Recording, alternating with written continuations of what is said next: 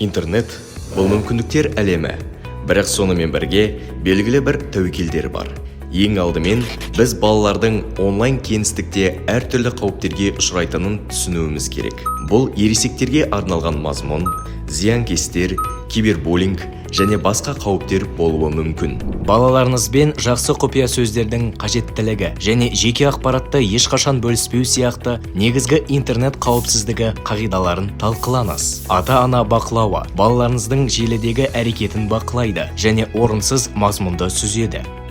Ашық диалог. Балалармен ашық диалог орнату маңызды. Оларға желіде кездесетін жағдайларды түсінуге көмектесіңіз.